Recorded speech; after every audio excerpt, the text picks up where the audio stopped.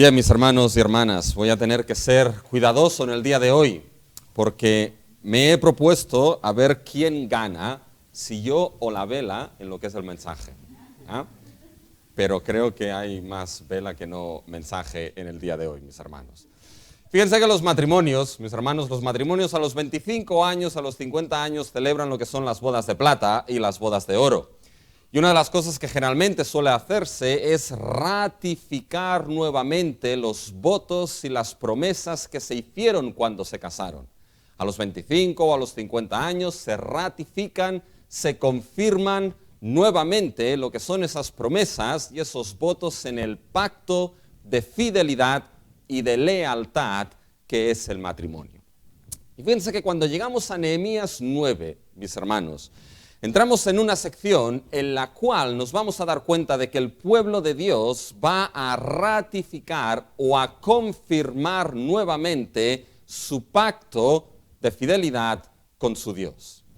Y lo van a hacer, nos vamos a dar cuenta, porque van a reconocer de que fueron infieles precisamente en esa relación. Pero Nehemías 9 nos va a llevar a ver esto, nos va a llevar la confirmación del pueblo de Israel a ese pacto que Dios sí que fue fiel y que hizo con ellos. Así que tengan Nehemías 9 abierto delante de ustedes en los versículos del 1 al 38. Y antes de que pasemos a considerar ciertas cosas de este texto, recordemos un poquito, mis hermanos, de dónde venimos en el libro de Nehemías. Acuérdense de que entramos en la sección en Nehemías 7, donde el pueblo tiene que volver a ser restaurado y reedificado. Y nos dimos cuenta de que es en Nehemías 8, el capítulo anterior a este, donde la restauración del pueblo empezó por medio de situar algo que era innegociable y central en la vida del pueblo. Nehemías 8 lo que hizo fue centralizar la ley de Dios, centralizar lo que era la palabra de Dios en medio del pueblo. Era esa palabra en la cual surgió un interés común, un interés congregacional en el pueblo de Israel para que la ley de su Dios les fuese leída, para que la ley de su Dios fuese centralizada nuevamente en ellos. Fíjense en el capítulo 8 algunos versículos, fíjense en el versículo 1 a mitad, dijeron a Esdras el escriba que trajesen el libro de la ley de Moisés, la cual Jehová había dado a Israel. Fíjense en el versículo 3, y leyó en el libro delante de la plaza que está delante de la puerta de las aguas, desde el alba hasta el mediodía, en presencia de hombres y mujeres y de todos los que podían entender. Y los oídos de todo el pueblo estaban atentos al libro de la ley. Por tanto, lo que es Nehemías 8, mis hermanos, es una exposición preciosa de lo que es la centralidad, la centralización de la palabra de Dios, de la ley de Dios en medio del pueblo. Y fue esto un asunto de adoración congregacional del pueblo, la explicación y la exposición fiel de esa palabra y lo que era también la atención y el entendimiento fiel por parte del pueblo de esa palabra. Esa centralidad de la palabra de Dios, mis hermanos, fue lo que empezó la restauración de ese pueblo en la ciudad de su Dios. Y tiene razón de ser. Tiene razón de ser que fuese la centralidad de la palabra lo que empezase esa restauración del pueblo. Porque cuando vamos a las Escrituras y vamos al Antiguo Testamento, nos damos cuenta, mis hermanos, de que la restauración, y en especial la restauración del pueblo de Dios, es descrita como un volver a su Dios. Un volver a lo que es la fidelidad y la lealtad a esa relación de pacto que Dios estableció con ellos. Nos vamos a dar cuenta de que Dios levantó profetas a lo largo de la historia de Israel y los profetas lo que hacían era llamar una y otra vez al pueblo a volverse a su Dios. Llamaban una y otra vez al pueblo a darse cuenta cuán lejos estaban de lo que era esa relación de pacto y les llamaban una y otra vez por la misericordia de Dios a volverse a la fidelidad, a la lealtad, a la obediencia en esa relación de pacto. Y lo que era la ley de Dios, lo que era la ley que Dios dio en esa relación, mis hermanos, era en cierta manera lo que regía, el filtro que permitía ver cuán lejos el pueblo estaba de su Dios y cómo volverse a esa fidelidad. Entre otras muchas cosas, la ley fue dada ¿para qué? Fue dada para que el pueblo supiese el Dios que tenía y pudiesen vivir en una relación de fidelidad y lealtad en esa relación de pacto con Dios y mostrar lo que era ser un pueblo que había sido redimido y había sido depositario de la misericordia y de la gracia de Dios. Y eso empezó, mis hermanos, en Nehemías 8, cuando esa ley fue leída delante del pueblo y, si se acuerdan, el pueblo lloró.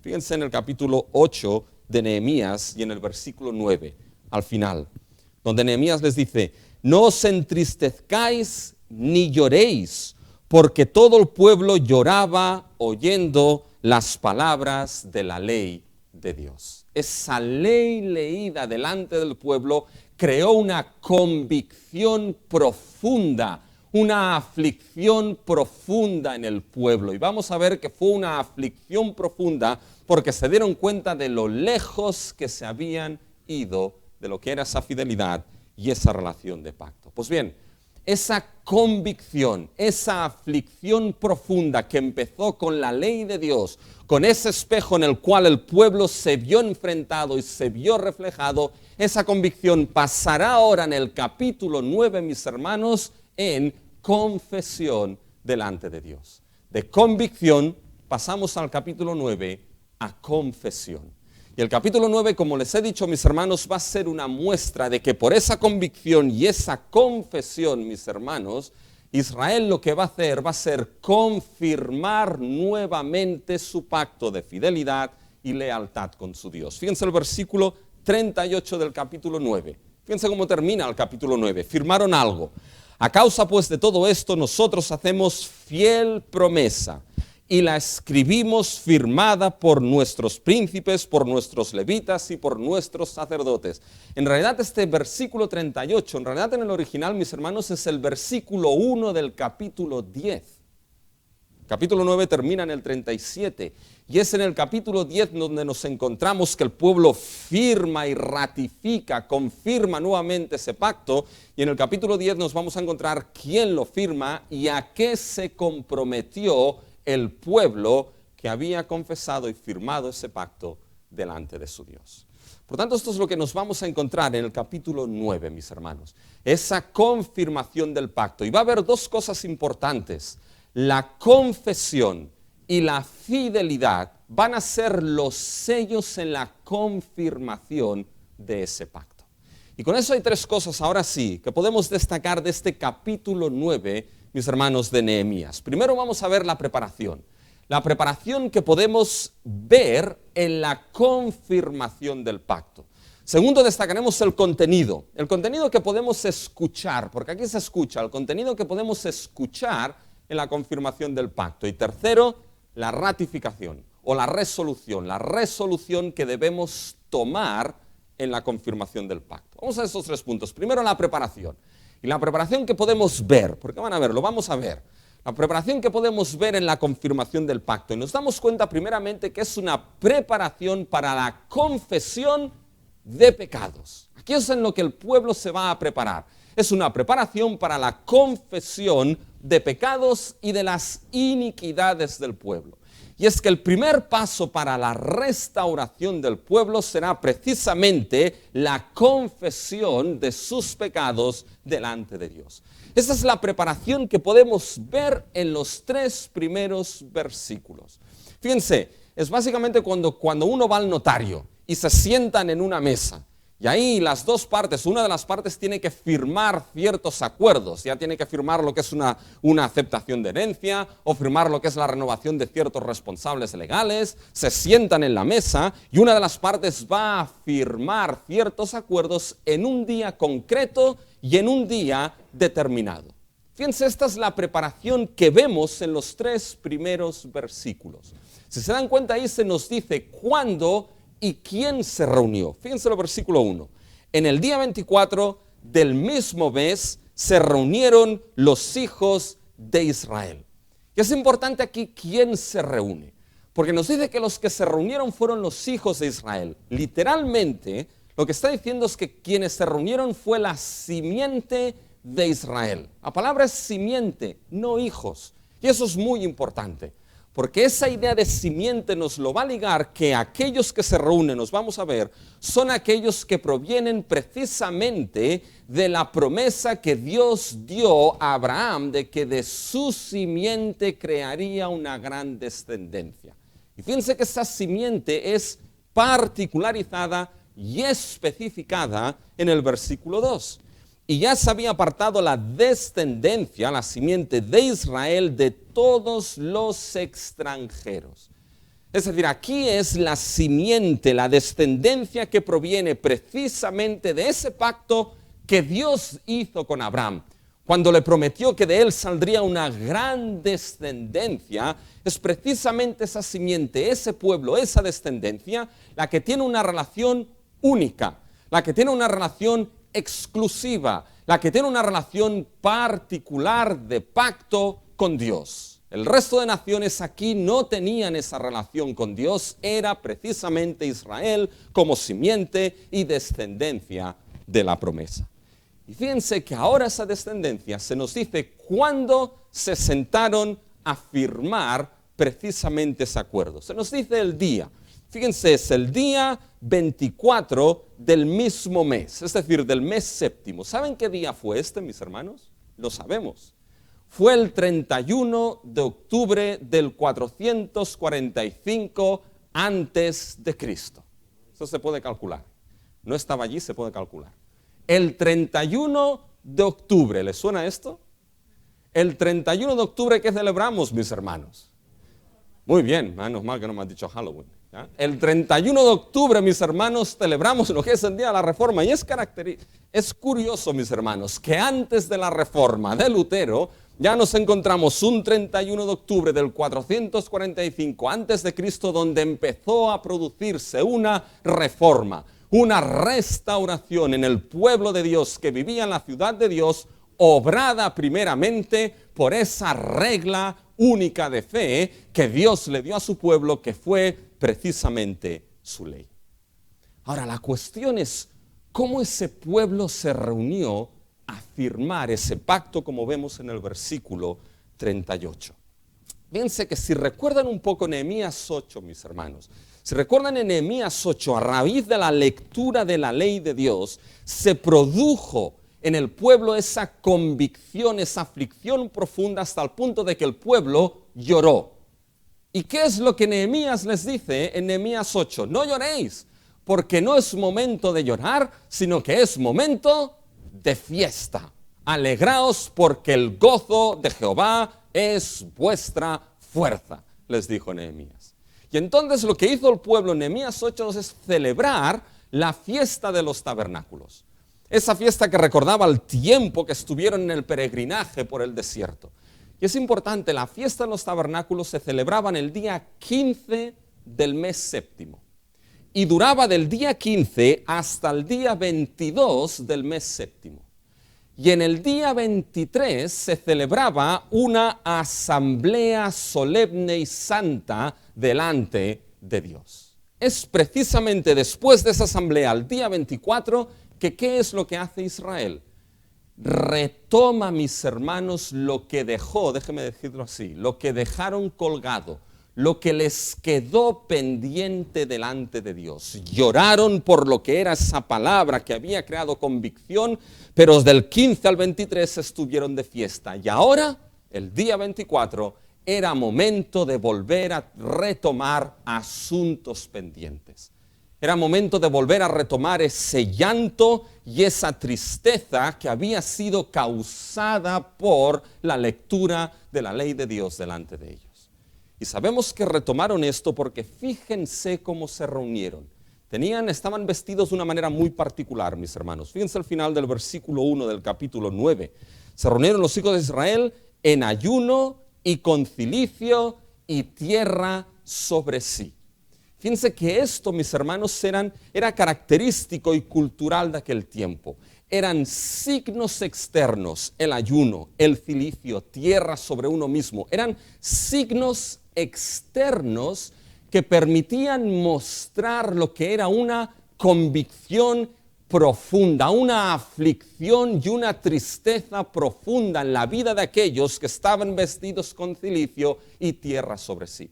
Era muy parecido a cuando había una muerte aquí, ahora ya no se hace tanto, pero lo que era muchas veces la viuda se vestía de negro y podía estar años vestida de negro representando el qué, representando lo que era precisamente ese duelo, ese luto, esa aflicción y tristeza profunda que se había producido por la muerte del esposo.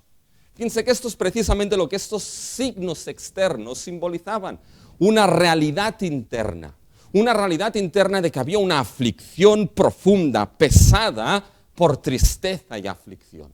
Fíjense en el segundo libro de Samuel, el capítulo 3, versículo 31, cómo esos símbolos representaban tristeza. Entonces dijo David a Joab y a todo el pueblo en el que él estaba: rasgad vuestros vestidos y ceñíos con cilicio y haced duelo delante de Abner. Y el rey David iba detrás del féretro. ¿Se dan cuenta? Ese cilicio significaba esa profunda aflicción y tristeza, en ese caso, mis hermanos, por esa muerte. Ahora bien, aquí, ¿por qué el pueblo se vistió de cilicio? ¿Por qué el pueblo ayunó y tiró tierra sobre sí? Había una profunda aflicción y tristeza, pero exactamente ¿por qué? Se puede estar triste y afligido por muchas cosas, pero ¿cuál era la tristeza, la aflicción? ¿Cuál era aquel peso en la vida del pueblo que les llevó precisamente a llorar y a afligirse? ¿Y saben lo que era, mis hermanos? Era precisamente su pecado e iniquidad delante de su Dios. Su pecado e iniquidad que mostraba que habían sido infieles y alejados a esa relación de pacto con Dios. Lo sabemos porque dos veces en los versículos, fíjense, 2 y 3, se menciona la palabra confesar. Fíjense en el versículo 2. Y ya se había apartado la descendencia de Israel de todos los extranjeros y estando en pie, confesaron sus pecados y las iniquidades de sus padres. Fíjense ahora el versículo 3. Y puestos de pie en su lugar, leyeron el libro de la ley de Jehová su Dios, la cuarta parte del día, y la cuarta parte confesaron sus pecados y adoraron. ¿Se dan cuenta, mis hermanos? Lo que era esa convicción profunda, esa aflicción profunda que tenían, mis hermanos, era una convicción, una aflicción, una tristeza profunda precisamente por el peso de sus pecados e iniquidades delante de Dios. Se reunieron para tratar algo que no podían dejar sin que fuese tratado. Su pecado delante de Dios debía ser tratado. El pecado no puede quedar sin tratarse delante de Dios. Y hay razón, mis hermanos, de que se reuniesen para esto. ¿Saben por qué? Porque la restauración que supone, la restauración en cierta manera supone arreglar algo que ha sido roto, algo que ha sido quebrado. Y en el caso de la relación de pacto entre Dios y su pueblo, aquello que rompe esa relación, aquello que desgarra esa relación de pacto es precisamente el pecado delante de Dios. O sea, me he encontrado muchas veces cuando hay a veces conflicto entre dos partes y los años pasan y uno se da cuenta de que el conflicto entre esas dos partes no se ha arreglado. Por mucho que te puedan decir, no, todo está bien conmigo, no, todo va muy bien, no, yo ya estoy bien, pero ves que estas dos partes siguen sin hablarse la una con la otra. Y la razón, mis hermanos, es porque no ha habido precisamente esa confesión y reconocimiento de ese pecado. ¿Por qué? Porque esa convicción que se generó en el pueblo lleva en el capítulo 9 a lo que es la confesión de esos pecados delante de Dios. Y únicamente la confesión es lo que va a llevar a algo importante. Únicamente la confesión, la declaración de esos pecados es lo que va a llevar al perdón, y el perdón va a llevar a lo que es la restauración y la reconciliación entre estas dos partes. Sin confesión y sin perdón no va a haber restauración y reconciliación. Y aquí el pueblo, mis hermanos, se reunió para eso. Una convicción creada en ellos no era un remordimiento. El remordimiento muchas veces no sirve de nada. Era una convicción, una aflicción profunda creada, mis hermanos, por esa palabra de Dios. Era un peso que pesaba como una losa fría sobre sus vidas. Cuando esa palabra, cuando esa ley de Dios impactó en sus vidas, cuando esa palabra, mis hermanos, como espada de dos filos, quebrantó hasta lo más profundo de ellos y abrió. Y fue abriendo y abriendo y abriendo hasta que les mostró precisamente cómo estaban delante de su Dios. Así estáis, les dijo la ley, delante de su Dios. Este es vuestro problema, Israel, delante de vuestro Dios. Y ¿saben qué, mis hermanos? Esto no gusta. No gusta, mis hermanos, que nuestros pecados sean ya tanto individuales como congregacionales, abiertos y manifestados delante de nosotros. Pero, mis hermanos, esa convicción creada por lo que es la palabra de Dios y esa confesión, mis hermanos, de esos pecados, saben que es el único camino para la restauración y para el perdón. Porque así es como funciona, mis hermanos, la salvación que nuestro Dios obró en Israel y la salvación que nuestro Dios sigue obrando en la persona de Cristo Jesús. Su palabra creando una convicción profunda de pecado en la vida de uno que lleve precisamente no a vestirse de cilicio, sino, como veremos, a confesar delante de aquel que es fiel y justo y puede perdonar toda maldad. Cuando Juan escribió su carta, mis hermanos, ¿qué escribió en Primera de Juan? Los versículos 8 y 9, si decimos que no tenemos pecado, nos engañamos a nosotros mismos y la verdad no está en nosotros. Si confesamos, dice Juan, si confesamos nuestros pecados, Él es fiel y justo. Hablaremos de esto. Él es fiel y justo para perdonar nuestros pecados y limpiarnos de toda maldad. Y gracias a Dios por ello, mis hermanos. ¿Saben qué? Israel no podía dejar su pecado sin tratar delante de Dios. Y hay algo que debemos saber que es muy importante. El pecado, ya sea un pecado individual o los pecados individuales en la vida de uno, o pecados congregacionales, mis hermanos, el pecado es algo que no puede dejarse sin tratar delante de Dios. Es un asunto que sea como sea, el tiempo que sea, no puede dejarse ahí, mis hermanos, cultivando, porque saca moho al final y huele mal. Es algo que debe tratarse delante de Dios. Porque hay algo importante, que esa preparación para la confesión de pecados que vemos en Israel nos lleva a entender algo. Nos lleva a entender la preparación de la confesión como parte del pacto con Dios. La confesión de pecados es parte de esa relación de pacto en la que Dios nos ha puesto y ha entrado con su pueblo. Y fíjense, creo que vean aquí en los versículos 2 y 3 solamente la estructura. Y eso es muy importante. Fíjense en la estructura que sucede en el versículo 2. Confesaron sus pecados y las iniquidades de sus padres. Versículo 3. Fíjense después.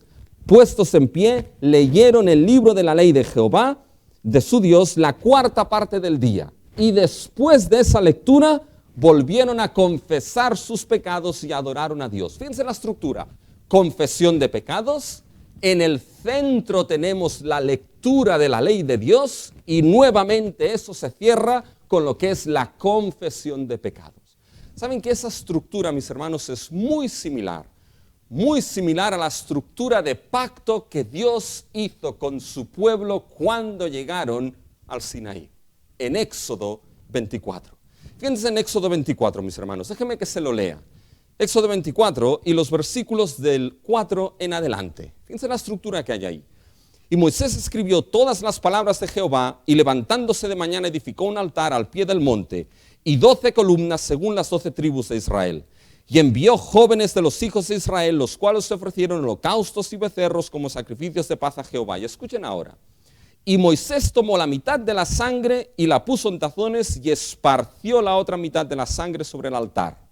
Y tomó el libro del pacto y lo leyó a oídos del pueblo, el cual dijo, haremos todas las cosas que Jehová ha dicho y obedeceremos. Entonces Moisés tomó la sangre, roció sobre el pueblo y dijo, he aquí la sangre del pacto que Jehová ha hecho con vosotros sobre todas estas cosas. Fíjense en Éxodo 24, sangre rociada sobre el altar, en el centro la lectura de la ley del pacto y después sangre nuevamente rociada sobre el pueblo. En ese pacto, ¿qué es lo que queda en el centro? La lectura de la ley, mis hermanos. Y fíjense que aquí en Nehemías 9, 2 y 3 la estructura es la misma, en un contexto distinto. Confesión de pecados, en el centro la lectura de la ley y confesión de pecados nuevamente. Esta es una estructura de pacto como Éxodo 24. Pero nos está enseñando un aspecto concreto y específico de la relación de pacto entre Dios y el pueblo, que es la confesión de pecados. Y fíjense que hay dos aspectos importantes en esos versículos 2 y 3. El primero es que si se dan cuenta, la ley de Jehová en el versículo 3 se leyó la cuarta parte del día. Y la cuarta parte confesaron los pecados. Eso es muy importante, mis hermanos. Porque la confesión de pecados vino a raíz de la lectura de la ley de Dios. Es decir, no confesaron lo que ellos se pensaban que podía ser pecado. No confesaron, mis hermanos, si ellos se sentían o no con pecado. No confesaron en hecho, bueno, actúo como lo que siento. Eso no funciona aquí, mis hermanos. Porque tenemos muchas veces la tendencia de hacer pecado lo que no es pecado y de hacer no pecado lo que muchas veces sí es pecado. No funciona el tema de cómo me siento. No confesaron lo que la sociedad y los pueblos de alrededor determinaban que era pecado, mis hermanos. Lo hemos dicho más de una vez, el pecado no es una construcción social o cultural. No lo determina la sociedad, no lo determina la política, no lo determina la cultura. El pecado, mis hermanos, viene determinado y definido por quién es Dios en sí mismo y por su ley. Viene determinado, mis hermanos, por la esencia pura, santa, las virtudes excelsas y preciosas de aquel que es nuestro Dios. Y viene determinado por esas virtudes reveladas en la ley que Él ha dado a su pueblo. Es su palabra lo que determina lo que es y lo que no es pecado. Y en base a esa lectura sobre la cuarta parte del día, el pueblo confesó la otra cuarta parte del día. Pero ¿saben? Hay una segunda cosa que es sorprendente, mis hermanos. Cuando vemos esos versículos 2 y 3 en esa estructura de pacto, ¿saben qué es lo sorprendente? ¿Saben lo que es lo grandioso, mis hermanos? Que una de las cosas que Dios dio a su pueblo en esa relación de pacto, uno de los dones que Dios dio a su pueblo fue el don y la posibilidad de poder confesar sus pecados delante de Dios para volverse así entonces en relación de fidelidad y lealtad a su Dios, o mejor dicho, que Dios pudiese entonces con lazos de amor y perdón volverlos a Él, mis hermanos. Piensen en la historia de Israel y después la veremos. Dios levantó profetas, lo que algunos han llamado los salvaguardas del pacto, los guardianes del pacto. Y una y otra vez con esos profetas, mis hermanos, ¿qué es lo que hizo Dios? No solamente les dijo, oye, estáis haciendo mal, sino que una y otra vez Dios los llamó a volverse a Él. Confesad vuestros pecados y volveos a vuestro Dios. Fíjense en el versículo 26 de este mismo capítulo, del capítulo 9 de Nehemías. Pero te provocaron a ira y se rebelaron contra ti y echaron tu ley tras sus espaldas y mataron a tus profetas que protestaban contra ellos para convertirlos, es decir, profetizaban contra ellos para convertirlos a ti. El mensaje de los profetas era un continuo volveros a Dios, vuélvete a Dios, vuélvete, confiesa y vuélvete a tu Dios continuamente, mis hermanos. Esa era la historia, mis hermanos, de Israel. En esa relación de pacto, Dios les dio ese don de poder confesar para volverse a Él. Cuando pensamos, mis hermanos, en cómo Dios escogió a Israel, eso es una muestra de gran misericordia. Cuando Dios escogió a Israel, a su pueblo, si hoy en casa no saben qué leer, lean Deuteronomio 32, mis hermanos. Es un himno precioso. Pero a ver a quién nos gustaría cantar ese himno de Deuteronomio 32. Porque es el himno que Dios le dijo a Moisés, enseña este himno a mi pueblo, que lo canten antes de que entren a la tierra prometida. Y el mensaje de este himno es que van a abandonar la roca de su salvación. Van a dar uvas ponzoñosas como las uvas de Sodoma y Gomorra. Dios sabía qué pueblo había escogido. Dios sabía que había escogido un pueblo que se rebelaría y que le daría la espalda, duro de cerviz y que continuamente sería infiel delante de Él. Pero Dios los amó. Dios los escogió.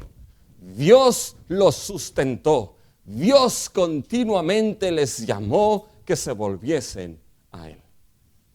¿Se dan cuenta, mis hermanos? Esto es un acto glorioso de la misericordia de Dios hacia ese pueblo. Ahora lo veremos.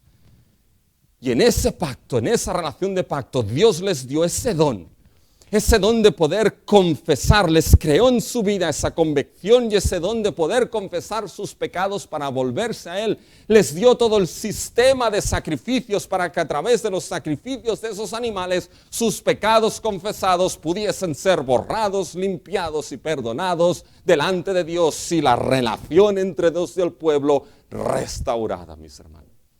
¿Y saben qué? Eso sigue siendo así, mis hermanos, porque como vamos a ver, esa relación y esa historia acaba cumpliendo, mis hermanos, en la persona de nuestro Señor Jesucristo. Sigue siendo así con nosotros que somos el pueblo del nuevo pacto, la iglesia de nuestro Señor Jesucristo, mis hermanos.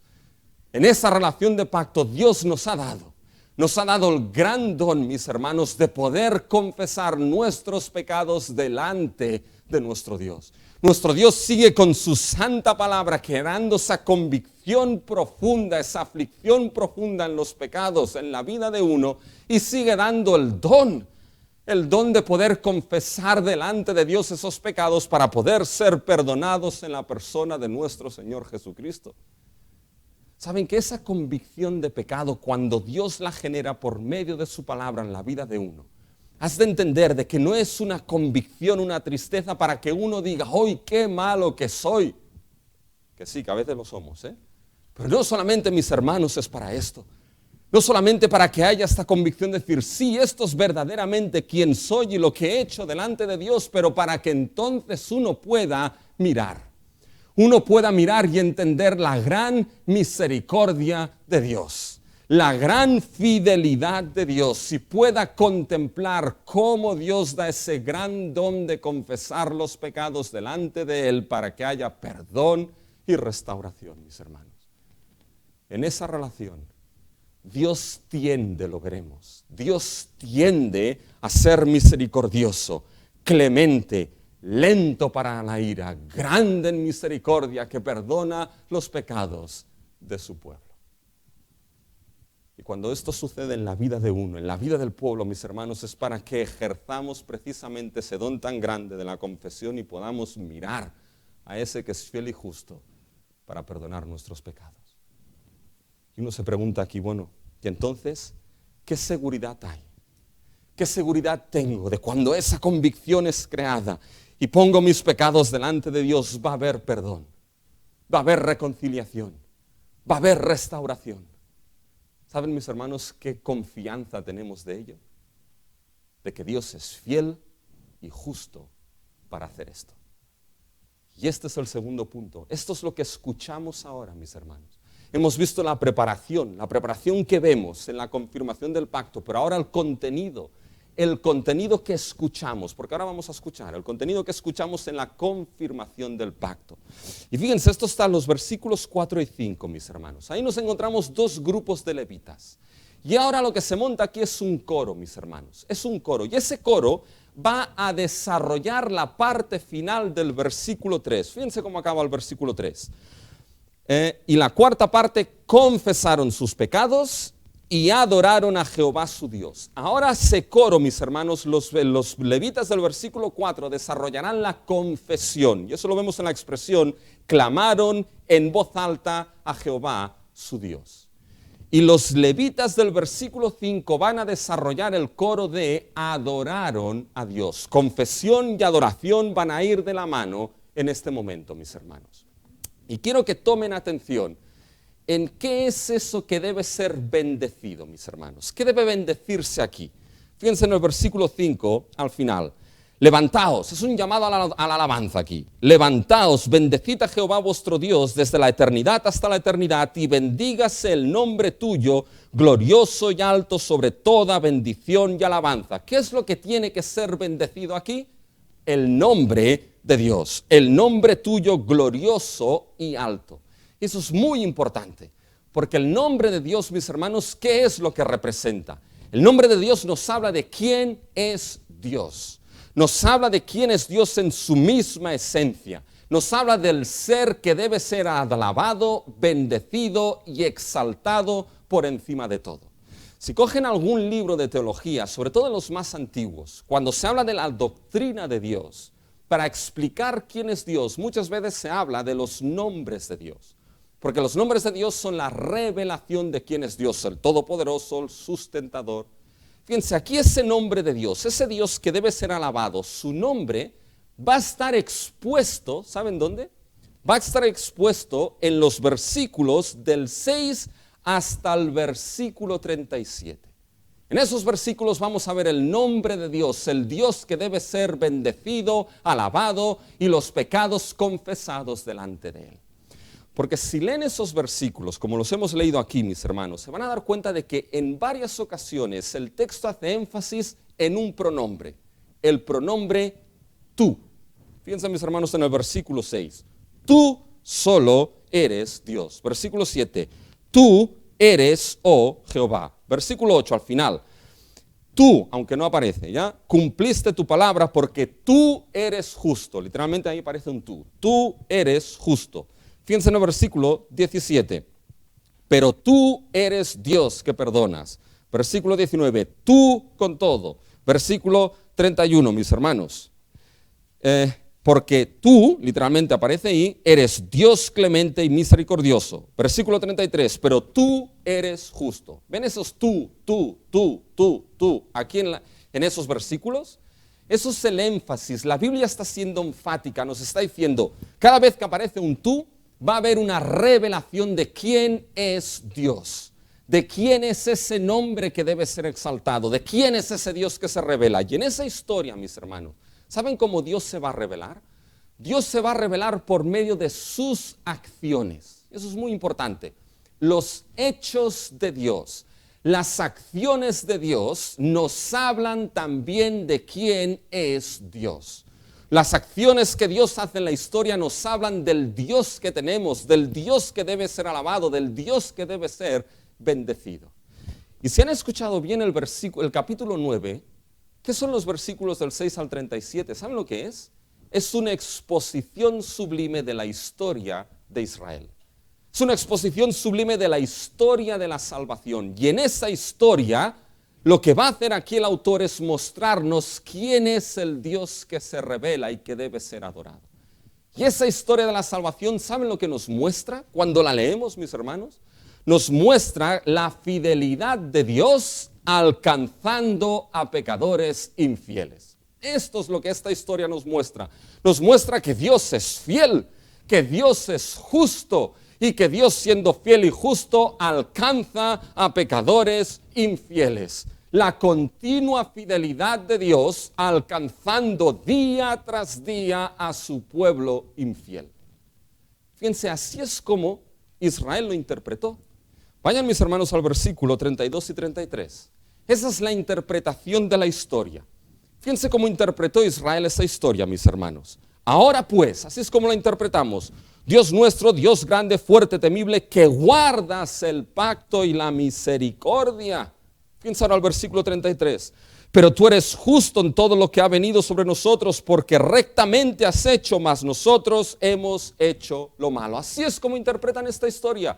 Dios ha sido fiel a su pacto una y otra vez, su pueblo ha sido infiel. Y esa historia se explica poniendo delante uno del otro la fidelidad de Dios y la infidelidad del pueblo. Y esa historia muestra algo precioso, que la fidelidad de Dios continuamente alcanza a ese pueblo pecador e infiel a su Dios. Claro, tenemos una gran cantidad de versículos para ir por delante, mis hermanos. No se preocupen, aunque todavía queda vela, ¿ya? No voy a ir todos y cada uno de los versículos, sino vamos a determinar, mis hermanos, dónde se ve la fidelidad de Dios y la infidelidad del pueblo. ¿Y dónde empieza esa historia? ¿Dónde empezaríamos, mis hermanos, hablando de lo que es la historia de la salvación? Empiezan por donde tienen que empezar, desde el principio, en la creación misma. Y fíjense que ahí se nos da una triple descripción de Dios. Fíjense el versículo 6, tú solo, únicamente, eres Dios, tú hiciste los cielos, y fíjense al final, y tú vivificas, literalmente preservas.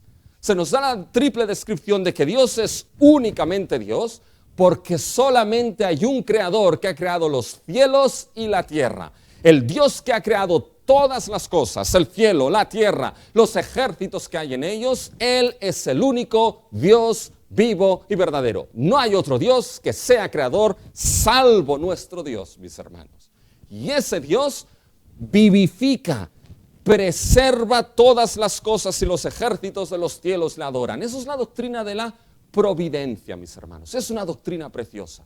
Dios lo que hace es que todo aquello que ha creado lo sustenta, lo preserva, lo vivifica, lo mantiene, lo controla. ¿Saben qué? No hay algo como la Pachamama, mis hermanos. La Pachamama. Ya estoy de la Pachamama y la madre tierra y la madre naturaleza, mis hermanos, en el día de hoy hasta el gorro. No hay tal cosa como la Pachamama. Lo que hay es el único Dios verdadero que lo ha creado todo y sustenta todas las cosas creadas. Sustenta la ley de la gravedad, sustenta las leyes físicas, las leyes matemáticas, sustenta el transcurso de la historia, sustenta que nuestras vidas, mis hermanos, sean como son, sustenta que toda la materia nuestra no se transforme de momento en gelatina, mis hermanos. Sustenta todo lo creado. Y saben que la providencia de Dios, mis hermanos, es una gran muestra de la fidelidad de Dios. Una gran muestra de su fidelidad. ¿Por qué? Porque debemos entender algo de la doctrina de la creación, mis hermanos. Cuando Dios creó todas las cosas en el inicio, Dios entró en pacto no solamente con Adán y Eva, sino que Dios estableció un pacto con todo el orden de la creación. E incluso cuando Adán y Eva pecaron, y Adán como cabeza de pacto, mis hermanos, pecó, Dios siguió manteniendo ese pacto con todo el orden de la creación. Y lo vemos esto cuando llegamos a Génesis 6. Cuando llegamos al pacto que Dios hizo, mis hermanos, con Noé, su familia y con todo ser viviente. Fíjense en Génesis 6, déjenme que se lo lea. A partir del versículo, Génesis 9 a partir del versículo 9. Y he aquí que yo establezco mi pacto con vosotros y con vuestra descendencia después de vosotros y con todo ser viviente que está con vosotros, aves, animales y toda bestia de la tierra que está con vosotros, desde todos los que salieron del arca hasta todo animal de la tierra. Estableceré mi pacto con vosotros y no exterminaré ya más toda carne con agua del diluvio, ni habrá más diluvio para destruir la tierra. Y dijo Dios, esta es la señal del pacto que yo establezco entre mí y vosotros y todo ser viviente que está con vosotros por siglos perpetuos. Mi arco he puesto en las nubes, el cual será por señal del pacto entre mí y la tierra. ¿Se dan cuenta, mis hermanos? Cuando Dios estableció un pacto con Noé y toda la tierra, no estableció un pacto nuevo. Estaba sustentando un pacto que ya previamente había establecido en la creación misma. Dios se comprometió, aun y cuando el ser humano pecó, se comprometió a mantener fielmente su pacto con toda la creación. Y estableció en el cielo, ¿qué, mis hermanos? Un arco. Un arco que hoy en día lo leen de cualquier manera, mis hermanos, que nada tiene que ver con el significado de ese arco. Pero ese arco que Dios estableció en el cielo es la señal continua, mis hermanos, de que Dios sigue siendo fiel a mantener el orden de la creación. Por eso una estación sigue a otra. Por eso el sol sale cada mañana. Por eso las estrellas siguen brillando, mis hermanos, porque Dios se comprometió fielmente a sustentar y mantener su creación. Ese orden. ¿Y por qué es esto tan importante? ¿Saben por qué es tan importante? Porque, mis hermanos, esa creación que Dios hizo, ahí Dios estableció el ideal. En esa primera creación Dios estableció una raza humana, la cual debería vivir en una comunión eterna con Dios, la cual debería ser una raza humana de reyes, de sacerdotes para adorar, para ser consagrados y en alabanza para el nombre de su Dios. Y aunque el ser humano lo perdió, Dios fielmente se comprometió en pacto a que mantendría la creación hasta que ese ideal se llevase a cabo. Y una raza humana redimida fuese para la alabanza de la gloria de Dios. ¿Y saben cómo siguió esta historia? Yo voy a acelerar un poquito ahora la historia, no se preocupen. Siguió con Abraham, mis hermanos. Y Dios llamó a un hombre. Y fíjense en los versículos del 7 al 8, nos encontramos la historia de Abraham. Y si leen los versículos del 7 al 8, fíjense, Dios saca a Abraham de Ur, del exilio, lo lleva a él. Y le cambia el nombre de Abraham a Abraham, padre de multitudes, padre de muchas gentes, mis hermanos. Eso es Génesis 17. Pero después en el versículo 8, fíjense, y hallaste fiel su corazón delante de él e hiciste pacto con él para darle la tierra del cananeo. Eso es Génesis 15, mis hermanos. Es como si el autor tomase el orden reverso. Pero ¿por qué ese orden reverso? Primero menciona la multitud y después el pacto. La idea, mis hermanos, es que Dios hizo a Abraham padre de multitudes, de esa raza humana, mis hermanos, que ya el ideal estaba en Génesis. Pero el énfasis es ese pacto que Dios hizo con Abraham, de darle descendencia y de darle tierra. ¿Se dan cuenta? Descendencia, tierra. Descendencia, tierra. Dinastía, dominio. ¿Qué es eso, mis hermanos? Eso es precisamente lo que Dios estableció en el ideal mismo. Una dinastía concreta que ejercería gobierno y sojuzgaría toda la creación, mis hermanos. Las bendiciones de la creación, las bendiciones del ideal de la creación. Multiplicad, fructificaos, llenad la tierra, sojuzgadla, gobernarla. Esas bendiciones de la creación, ¿saben cómo pasan? Pasan en forma de promesa a Abraham. Dios seguirá con ese ideal. Y seguirá con ese ideal a través de un hombre, formando una gran multitud y le dará una tierra sobre la cual ejercerá dominio. ¿Y por qué hizo eso Dios? Miren el final del versículo 8. Para darle a su descendencia y cumpliste tu palabra porque tú eres justo. ¿Por qué cumplió Dios su palabra? Porque Él es justo. ¿Por qué cumplió Dios su palabra? Porque Él es fiel. ¿Se dan cuenta? Esas promesas dadas a Abraham, ¿qué eran, mis hermanos? Eran la muestra de que Dios seguía siendo fiel en la historia de la salvación que Él estableció desde Génesis. Sigue siendo justo y fiel y no la dejó de mano, no pasó página sobre ella. ¿Y cómo Dios fue fiel y justo en cumplir eso que le dijo a Abraham? ¿Saben cómo lo fue? Lo fue, mis hermanos, con el Éxodo.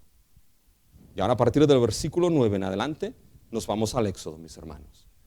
Y nos vamos a encontrar en los versículos del 9 en adelante todo lo que es, mis hermanos, la historia del Éxodo. Pero esa historia del Éxodo es un desvelar de cómo Dios es fiel, mis hermanos, a su palabra.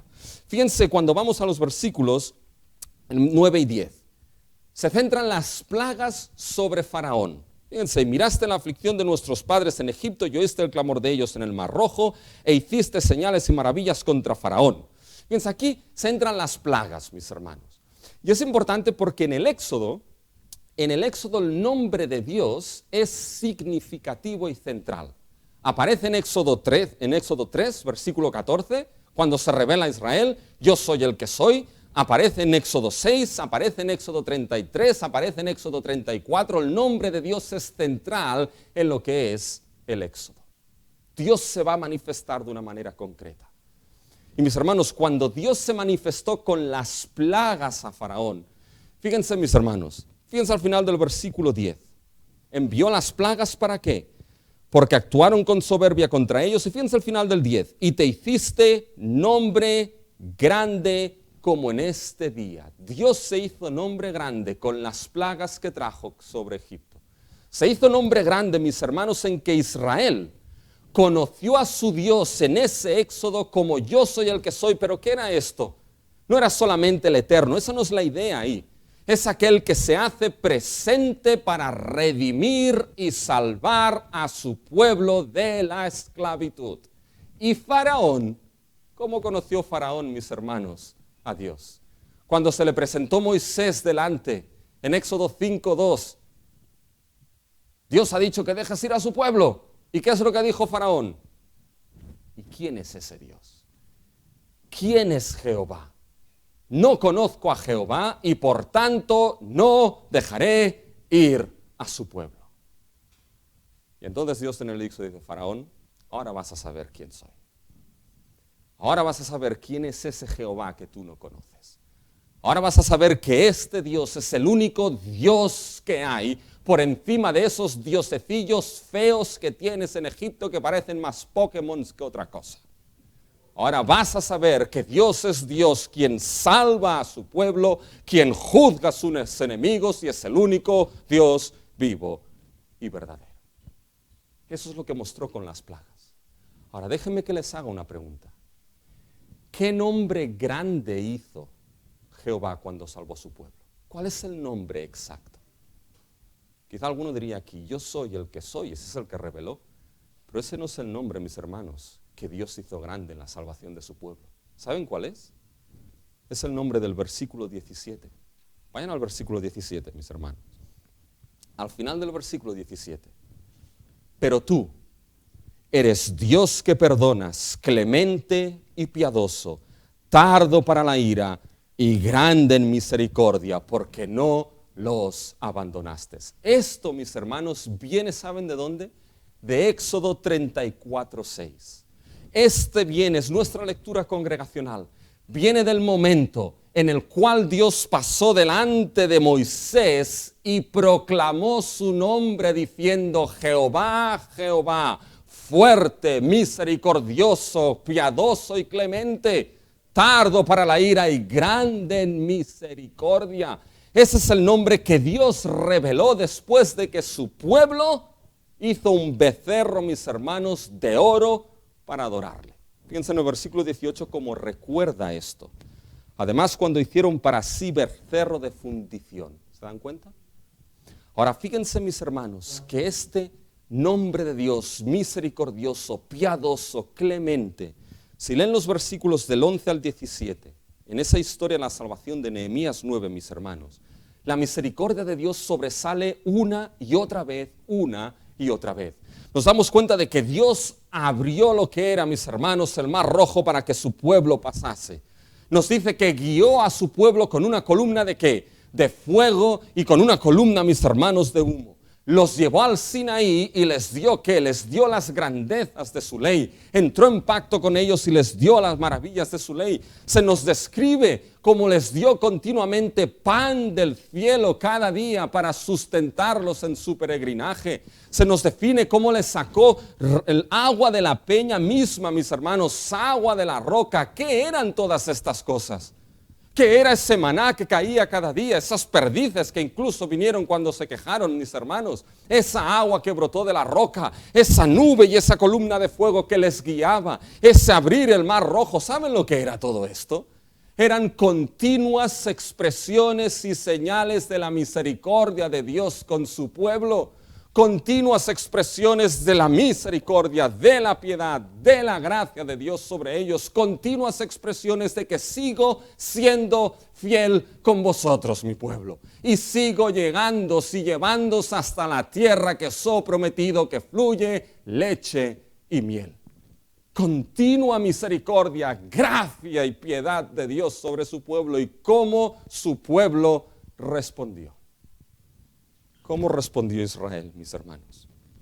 Fíjense en el versículo 16. Mas ellos y nuestros padres fueron soberbios. ¿Ven esa palabra soberbios? Es la misma que se utiliza para Faraón en el versículo 10. Lo que está diciendo aquí Nehemías es que Israel actuó como actuó Faraón de Egipto. Actuó que no conocieron a Dios, como si Dios no fuese su Dios. Actuaron como Faraón dijo, no conozco a Jehová. ¿Quién es ese? Jehová. Pero todo y así, fíjense el versículo 17, a mitad, aquí viene el nombre de Dios. Pero tú eres Dios, que perdonas, clemente y piadoso, tardo para la ira y grande en misericordia, porque no los abandonaste. Esto es Éxodo, mis hermanos, 34. Y ahora cita al becerro de oro en el versículo 18. ¿Se dan cuenta? El orden no sigue el orden normal. Y la cuestión es, ¿por qué esto, mis hermanos? ¿Por qué ahora se centra en el becerro cuando ya lo tendría que haber mencionado antes, mis hermanos? ¿Saben por qué? Porque ese pecado de idolatría de Israel fue una herida que Israel arrastró profundamente. Toda la idolatría, toda la dureza de cerviz de Israel a lo largo de la historia, todo el ser un capgrossos, porque fueron capgrossos, mis hermanos, y no como esos que van por los desfiles, ¿ya? El ser duros, mis hermanos, no era más que un acto de idolatría similar e igual a ese becerro de oro que se construyeron, mis hermanos.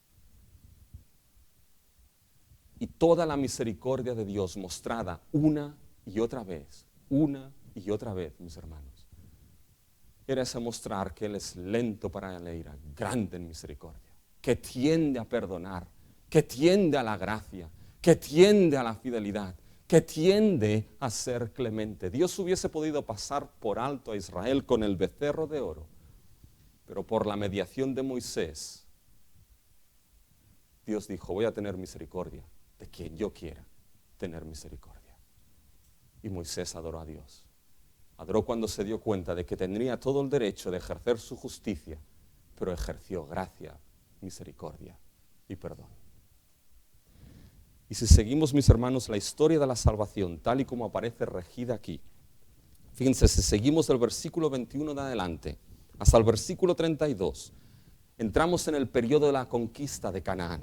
Fíjense el versículo 23, multiplicaste sus hijos como las estrellas del cielo y los llevaste a la tierra de la cual habías dicho a sus padres que habían de entrar para poseerla. Canaán, los multiplicaste como las estrellas del cielo. Cumple la promesa a Abraham y cumple la idea de la creación. Dios siguió siendo fiel. Y llegamos al periodo de los jueces, mis hermanos. ¿Y qué pasó en el periodo de los jueces? Bueno, la cosa fue muy bien ahí, ¿es que sí? ¿Ya? Mis hermanos, cuando llegamos al periodo de los jueces, Dios levantó juez tras juez porque su pueblo era ¿qué? Era infiel. Pero fíjense en el versículo 27, según tu gran misericordia les enviaste libertadores. Versículo 28 al final, según tus grandes misericordias muchas veces los libraste. ¿Qué eran los jueces? Eran, mis hermanos, una muestra continua, una y otra vez, de que Dios era fiel, de que Dios seguía siendo fiel en salvar a su pueblo infiel, mis hermanos. Y cuando llegamos al final de este capítulo, cuando en el versículo 32, ahora Israel dice, ahora pues Dios nuestro, entendemos, tú eres fiel y has mantenido tu pacto y nosotros hemos hecho lo malo. Pero ¿saben lo que me llama la atención del final de esta historia, mis hermanos? Que Israel todavía dice, todavía estamos en esta tierra como siervos y esclavos. Lo hemos sido de Asiria, lo hemos sido de Babilonia, somos de Persia, lo seremos de Roma, de Grecia y de los que vengan. La historia no había acabado todavía, mis hermanos. Seguían siendo esclavos, pero ¿saben qué? Esa historia de la fidelidad de Dios en alcanzar a su pueblo infiel, esa historia nosotros sí la vemos cerrada, sí la vemos cumplida. La vemos cumplida en aquel que nos fue dado, en la luz que vino al mundo, que acabó, mis hermanos, con la esclavitud de su pueblo. La vemos cumplida en nuestro Señor Jesucristo. Él, mis hermanos, es el que lleva toda esta historia, mis hermanos, a lo que es su cumplimiento final. Y lo que nuestro hermano Carlos ha leído va como anillo al dedo aquí, mis hermanos. Porque Cristo Jesús, que es el fin de esa historia, Él es la revelación última de la gracia de nuestro Dios. En Cristo recibimos gracia sobre gracia. Él es el cumplimiento último de la misericordia de nuestro Dios. Él es el cumplimiento último, mis hermanos, de ese perdón que alcanza al pecador infiel. Mis hermanos, Cristo es el pan que nos es dado para nuestro sustento. Cristo es la roca del cual emana vida eterna. Cristo es el fin de esa historia y por tanto es el fin de esa misericordia y perdón sublimes a lo largo de toda esa historia. ¿Saben? Cuando ponemos toda esa historia junta, ¿qué debemos entender? Debemos entender una cosa, de que si estamos aquí es porque Dios ha sido fiel y porque Dios es fiel. Y puedes mirar atrás. Y esto, mis hermanos, esa fidelidad, ¿saben qué? Es la base para la confesión de nuestros pecados. Porque entonces uno puede acercarse a Dios en confesión de pecados. Porque uno puede decir, si me acerco a Dios voy a encontrar a uno que va a perdonar mis pecados. Porque toda la historia de la salvación es una historia que muestra la fidelidad y la misericordia de Dios a ese pacto. Porque es una historia que muestra, mis hermanos, cómo Dios mantiene su pacto. Y es un Dios que tiende a ser clemente, perdonador y misericordioso. Cuando el pueblo dice, hemos hecho mal, Señor, aquí estamos, perdona nuestros pecados. ¿Sabes qué? Quizá has andado tiempo lejos de Dios. Quizás has estado tiempo alejado de Dios. Quizás hay un peso de vergüenza en tu vida porque tus pecados son demasiado terribles y horribles. Quizá hay ese peso en tu vida. Pero cuando abunda, mis hermanos, ese pecado, sobreabunda la gracia de nuestro Dios. Y el entender esa gracia y misericordia de Dios no es para indulgir en pecados, sino es para que puedas mirar a ese Dios que es misericordioso, clemente, que abunda en misericordia y perdón, para decirle, Señor, tú eres fiel y justo a ese pacto, perdóname en nuestro Señor Jesucristo. Y Dios es fiel y justo para perdonar. Para perdonar, mis hermanos, mis pecados, tus pecados, nuestros pecados como pueblo y como iglesia. Porque quizás no hemos sido tan perfectos, mis hermanos. Y así como hubo un día de confesión nacional de pecados para Israel, quizá tenemos también que pensar nosotros qué es aquello que debemos llevar delante de Dios y decir, Señor, tú eres justo y nosotros hemos sido infieles. Perdona nuestras iniquidades delante de ti. Y saben, esto nos lleva a la ratificación, a la resolución que debemos hacer, mis hermanos, como pueblo. Si se dan cuenta cómo acaba el capítulo, mis hermanos, Israel firmó ese pacto delante de Dios. Saben, hubo un predicador, y con esto termino, Jonathan Edwards, se lo he dicho, que de joven hizo 70 resoluciones para vivir consagradamente delante de Dios. Y una de sus resoluciones era que no comería mucho chocolate de Boston. Mis hermanos, hay iglesias que tienen un pacto y firman ese pacto. Nosotros hemos llegado a esto, porque ¿saben qué, mis hermanos? Creo que el mejor sitio para reafirmar y confirmar nuestra lealtad delante de Dios es esta mesa. Porque Dios fue fiel y con la sangre de su Hijo firmó el nuevo pacto para que nuestros pecados fueran eternamente perdonados. Y a esta mesa podemos acercarnos diciendo, Señor, tú eres fiel y justo. Y nosotros no lo hemos sido. Perdona nuestros pecados delante de ti. No te acerques a esa mesa si estás en deuda con alguno de tus hermanos y hermanas. Deja tu ofrenda y acércate delante de tu hermano. Confesaos los pecados los unos a los otros, perdonaos vuestras ofensas, reconciliar vuestras relaciones. Y acércate a la mesa. Y mis hermanos, acerquémonos a esa mesa como un acto de confirmación de esa fidelidad y lealtad nuevamente a nuestro Dios. Para este año que llega, que podamos decir, Señor, perdónanos y en tu gracia ayúdanos a ser fieles en servirte y adorarte para tu gloria y para tu honra.